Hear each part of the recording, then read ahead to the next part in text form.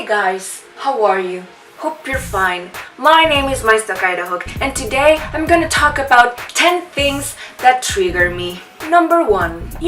I understand that sometimes while reading or writing, turning a page may become a task of some sorts. What I don't like about this activity is when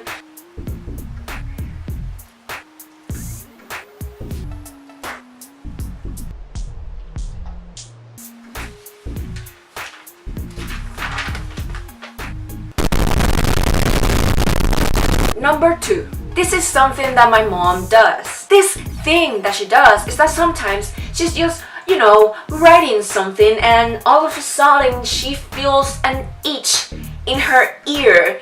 And the thing is that she can't control it. She can't just go to the bathroom and get a Q-tip.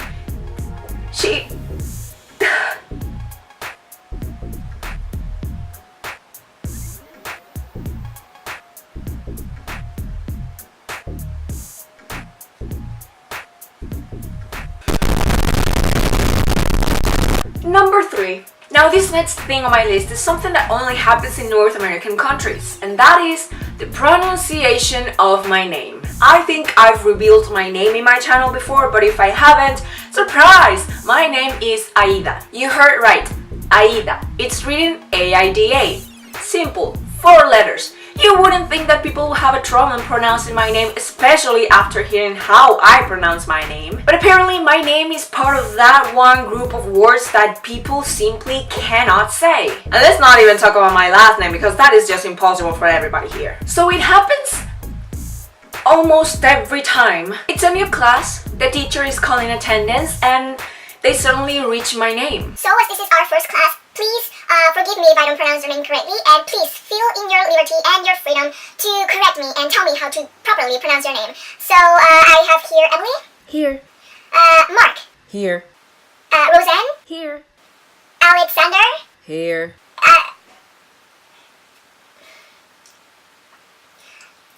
Ada. Of course, when this happens, I tell them that it's Aida. It's not Ada. I don't know where they get the A from, the E. Because for me, the way you are pronouncing my name is as if it's written like this. And there is no E in my name. There's an A, not an E. Ada is the worst. Like, if you call me Ada, we're gonna get into a fight. Some of my friends call me Aida. But you're wondering what's the difference between Aida and Aida? Just said it. Aida. Aida. Aida. Aida. There is a big difference in pronunciation right there. But like I said, there is a point that is just too tiring to tell people how to properly pronounce my name that I just kind of give up. Unless they'll call me Ada. If they call me Ada, I will correct them no matter what. If they call me Aida, it's better than Ada. Number 4. I don't think I even have to talk about this one.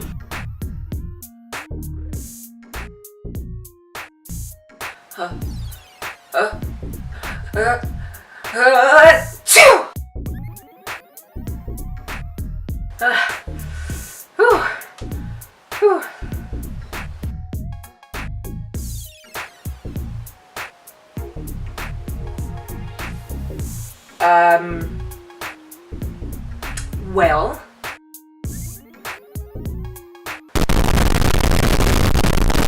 number 5. This is something that has happened to me throughout my life.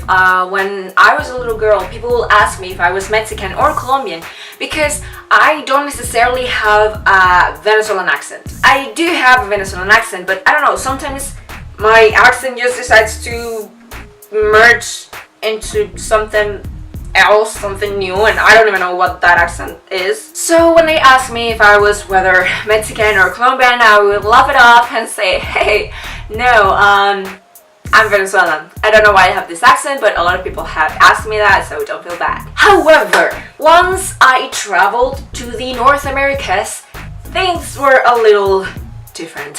Whenever someone would sometimes just see me, or sometimes they would hear me talk, they will ask me, hey, are you Mexican?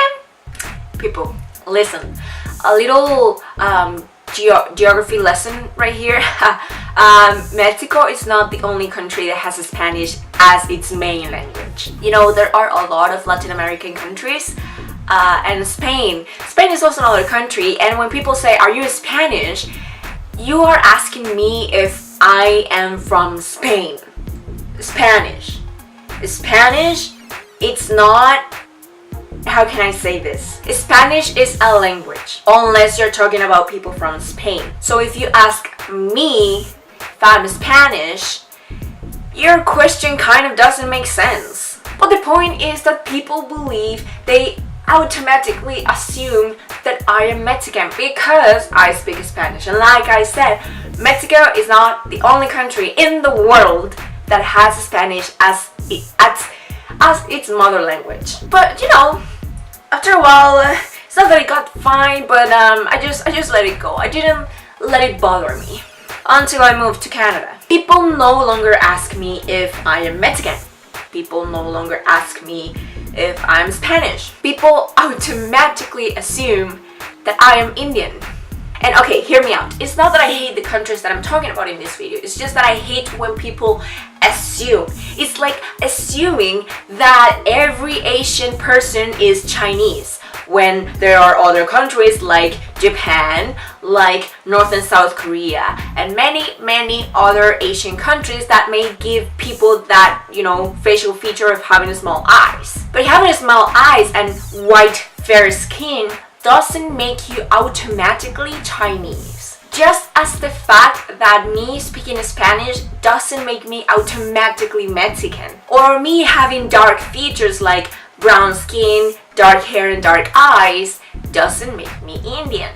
And it doesn't bother me when people legit ask me, where are you from? Sometimes they are surprised when I say Venezuela. Sometimes they're just like, oh really, that's so interesting. Sometimes they're just pretending that they know where that is when actually they have no idea where Venezuela is.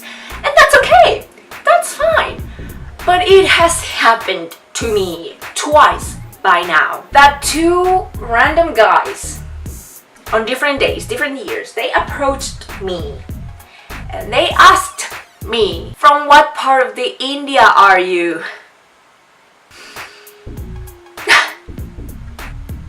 Listen buddy, the first guy that ever asked me that question was on my first year here in Canada. It was like within the first weeks that I moved here, and he asked me that, and I was like, I am not from India, I am from Venezuela. And he said, no really, tell me from what part of the India are you? And I'm like, dude, I am not Indian. Like, can't you just understand that? I am not Indian. People sometimes also ask me if I'm Asian. And the thing is, when people ask me if I was Asian in Venezuela, or they told me that I looked Asian, I was like, okay, I don't know where you see the Asian features. Like, when I say Asian in this scenario, it's like Japanese, Chinese, or something like that.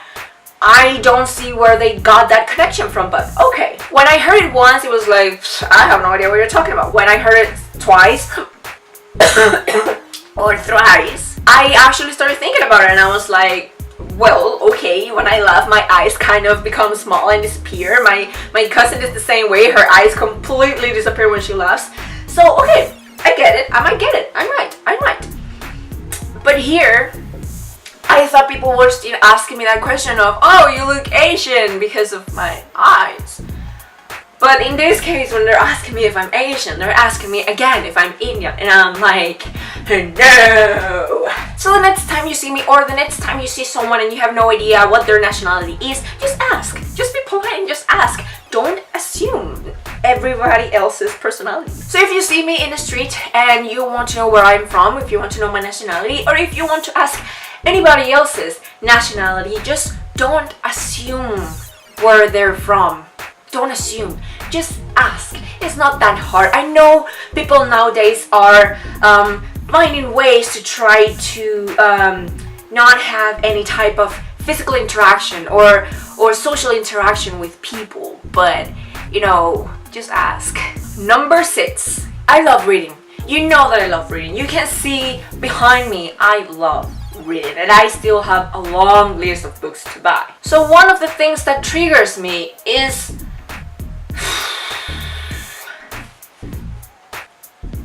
Hey, Ada, guess what? I'm going to a party this Friday and all my friends are going. It's going to be so much fun that I'm dying to go. I can't wait for it to be Friday. Cool. But I don't know if Emily's going though. Like, do you think she's just gonna go? I don't know, you should maybe call her and ask. Yeah, you're probably right. But what if she doesn't like calls? What if I text her? What if she doesn't like text? I mean, what do you think she's gonna like? Because I don't want to be annoying. I mean, yeah, she's my best friend. Everybody knows she's my best friend. But I don't know. I don't want to bother her. Like, I don't want to be annoying or anything. So what do you think I should do? Okay, listen. Number 7. This is going to trigger me until the end of times. If you're a student, you're going to understand my pain. If you are on a vacation break or holiday break or spring break, whatever break, the term says it. Break. You are on a break.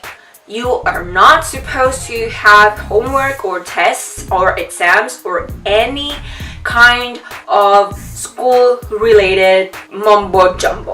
But apparently there are just some professors that they do not understand that. They don't get the term break. So before classes start again, they're going to send you thousands and thousands and thousands of emails of different homework that you have to do before the beginning of class.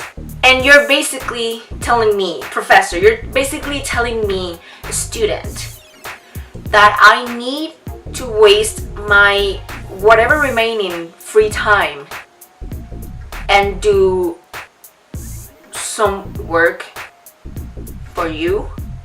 Number 8. This one's easy. Hey, here's the book you asked me for. Oh, thank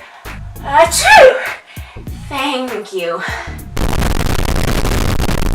Number 9. When I'm comfortable in my bed, in a chair, in a couch, or whatever, I'm just comfortable. And someone comes, mostly my mom, and she asks me to do something that she can perfectly do. Like, I could be comfortable in my bed, and then she asks me to turn off the light, and she's right here. It triggers me because, number 1, I'm comfortable in bed. Number 2, you are right here. You can perfectly do it by yourself.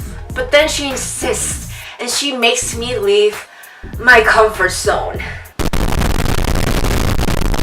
Number 10. Does it happen to you that sometimes you are in a hurry and you're walking, you're kind of running, you're not running exactly and you're not kind of walking, but it's like a fast walk, and suddenly while you are in a hurry, you find this. Oh yeah, so like I was telling you, excuse me, oh my god. Can you...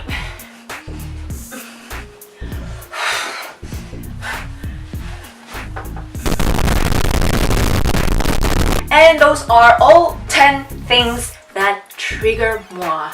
Let me know if there are things that trigger you. Let me know if you want a part 2 of this video. And for now, that's a wrap, everybody. Thank you so much for watching this video, and I hope I get to see you guys soon. Bye!